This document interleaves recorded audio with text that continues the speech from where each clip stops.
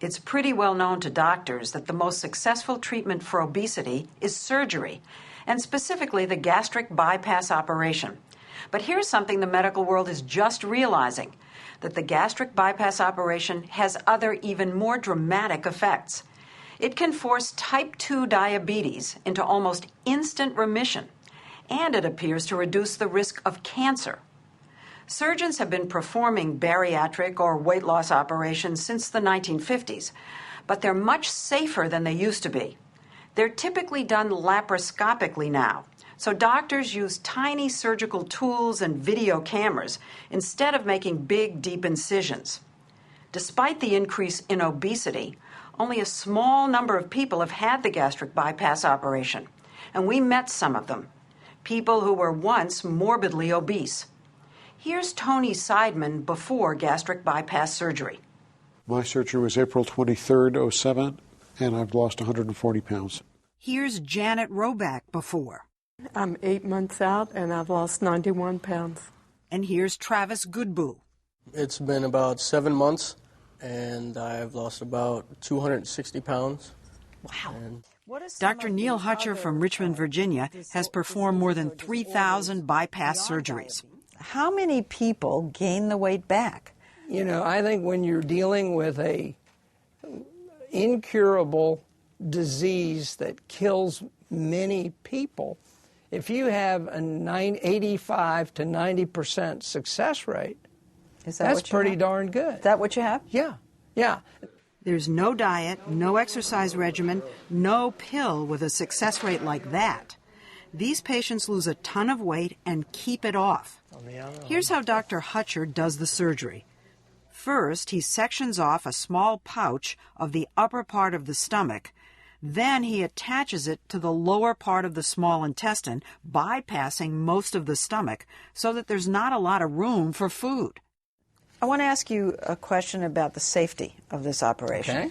the danger of the operation, because there have been deaths. It used to be that roughly 1 in 100 people died from this operation.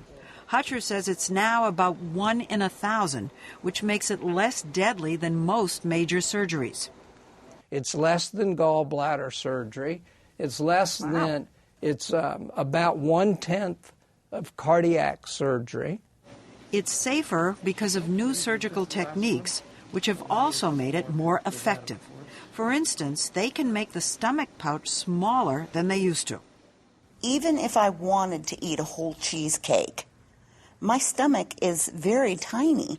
It holds 4 ounces max, stretched to the max.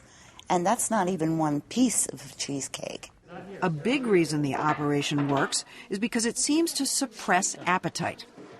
If you listen to your patients, they come back and they say, "Doctor, you put the fire out." When you see a sign for fast food, or she's already shaking her head at me. I don't want it. I used to crave sweets all the time. I couldn't go past the gift shop at work without getting a candy bar. Now I go past it and I never give it a thought. Paul Delios of Saugus, Massachusetts, has lost 90 pounds. Paul, we have to tell everybody what you do. I own a donut shop with my siblings. Can you believe this? The smell of those donuts every day, right? Yeah. Before I'd have cravings for everything. Now I really don't. For most patients, the cravings really do disappear. One theory is the operation suppresses the levels of a stomach hormone called ghrelin that activates the sensation of hunger. Yet most people who have this operation do not get skinny. Dr. David Cummings, an expert on appetite at the University of Washington, says as a rule, these patients end up just 1/3 lighter. So if you weigh 300 pounds, You you'll end up still weighing 200 pounds. Most people with severe obesity who undergo gastric bypass do not become fully normal in terms of body weight. They go from severely obese to mildly obese, or from obese to overweight. But nevertheless, it's an enormous change. And not just in terms of weight loss. How long have you had the diabetes? Dr. Hutcher says the operation itself can take type 2 diabetes, which has ballooned in this country, and throw it into complete remission. How many of you had diabetes before your operation? All of you. How many of you have diabetes now? None of you. All right, that means they no longer need sugar control medication like insulin injections. So, Vicki, you went from how many needles a day? 8 or 9. 8 or 9 shots every day. To none. And you're diabetes-free. Done. Cured? Cured. Would you use the term cure diabetes? I think my patients are cured. Cured? I mean, well, no they insulin? go home on no medication, and I followed them now for 10 and 15 years and see no evidence of recurrence. So it's pretty darn close. Studies confirm that about 80% of diabetics go into complete remission following the operation. Obesity is considered one of the major causes of type 2 diabetes. But here's something odd. When you have the gastric bypass operation, your diabetes goes away long before you lose the weight. Tell us how long it took you to get rid of diabetes and go off all your medication. Travis? About a week and a half. Bill? 4 days. I went in the hospital on Friday, came home on Monday, and dumped my pills. I haven't been on medicine since I came home from the hospital. This spontaneous remission puzzled Italian surgeon Francesco Rubino, now at New York Presbyterian Hospital. And we wanted to know what is making diabetes remit. So we thought it could have been something that has to do with the small bowel. So he began performing the bypass on diabetic rats and realized that when he disconnected the top of the small intestine, an area called the duodenum, the diabetes disappeared. Then he reversed the operation. When you reattached it, it came back. Is that right? That's right. This was a pivotal discovery. By merely blocking food from traveling through the duodenum, Rubino sent diabetes into remission, proving the effect was independent from weight loss. This meant diabetes could essentially be removed with a scalpel.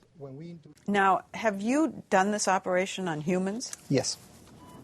We joined him in Sao Paulo, Brazil, where clinical trials have begun on diabetics who are not obese to determine if the diabetes surgery is safe and effective. So now the small bowel is divided? As of now, if you have diabetes and are not obese, you can't have the bypass surgery. Under guidelines written by the National Institutes of Health 17 years ago in 1991, only the severely or morbidly obese are eligible for any bariatric operation. If you're just mildly obese, you can't get it. A lot's changed since 1991.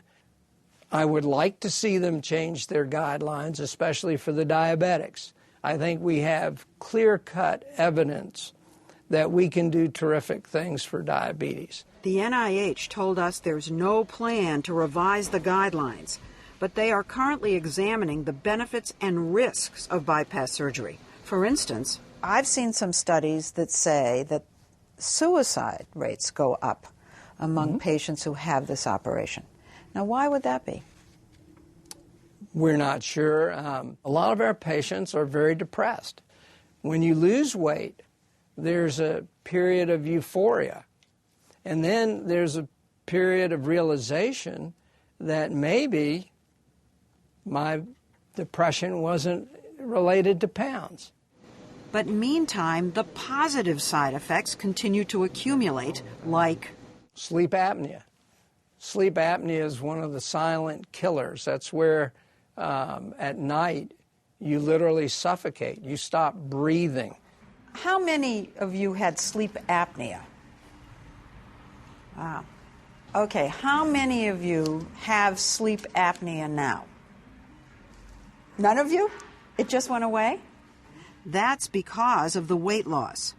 Dr. Bruce Miller, a family doctor from Hopewell, Virginia, has lost 120 pounds in 3 months. I've seen all my other problems improve as well. I don't take any blood pressure pills anymore. I don't take any cholesterol pills anymore, as well as my diabetic medicine. I'm off all medicine. In addition to the operation reducing hypertension and coronary artery disease, there appears to be an effect on cancer as well. Does being fat give you cancer? Being overweight or obese increases the likelihood that you'll get several different types of cancer.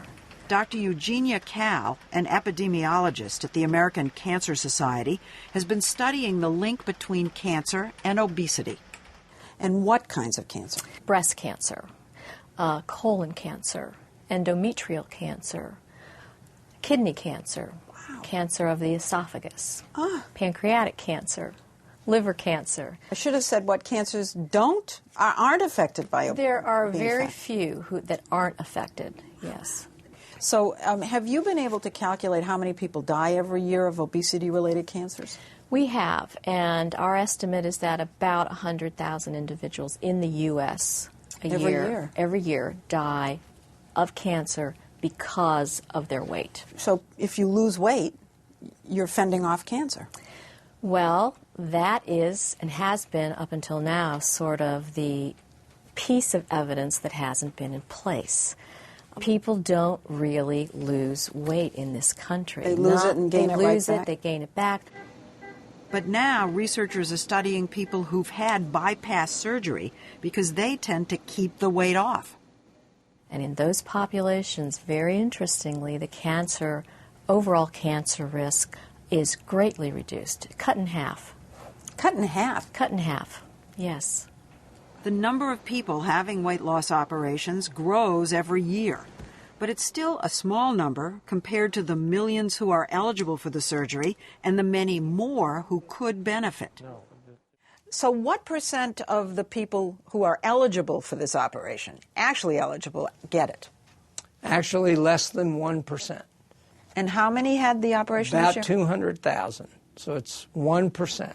The bypass operation costs an average of $25,000, and insurance companies don't always cover it. And despite the gains in safety, most doctors still consider the operation an option of last resort. That is no longer the case for Dr. Miller's patients. I look at them now, and I'm handing out my surgeon's card right when I see them. I'm not waiting for the last resort now. Do you think most doctors are where you are? Probably not. They haven't walked the walk.